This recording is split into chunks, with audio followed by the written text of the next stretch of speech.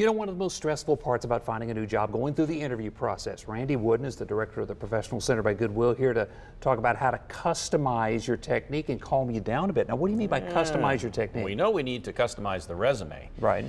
But when you get into the interview, we've talked this before, there are two things that an employer typically looks for when they look to hire. One is, can this guy do a good job? Okay. Do they have the prior experience, education? The other is, do I like the guy? Does he fit in? Okay. So it's important to understand that when you go into the interview.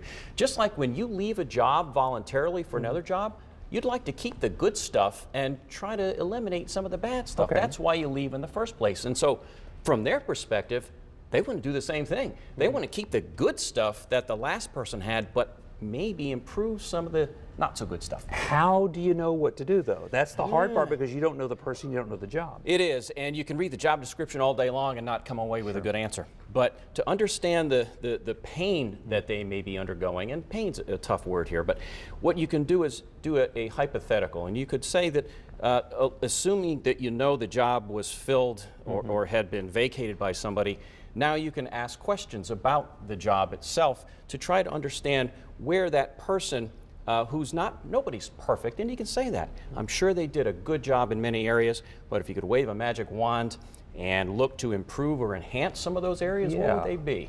Okay, and then you kind of get the things that you need to fill in the blanks on. Exactly. Now you know what they would like to improve.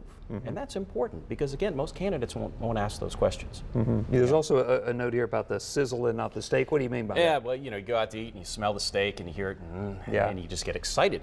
The same thing with a candidate. You want to understand the qualities that they look for, not just the, gee, I understand the software and I understand this, but I want to understand what are the qualities of the person that would be successful here. Maybe working in a changing environment, maybe being able to work independently. And if I can learn that, and I can also learn what those magic wand areas are, I can now talk about my experiences and how I'd measure up in those areas. You know, this is that two-way conversation. When you go to an interview, it's not just one way, and those are the right questions to be asking. Well, it does. What you're trying to do is separate yourself. And listen, a job interview is no different from a sales call. When you really get down to it, you need to understand what the buyer, in this case the employer, is looking for, and then customize your solution to match that.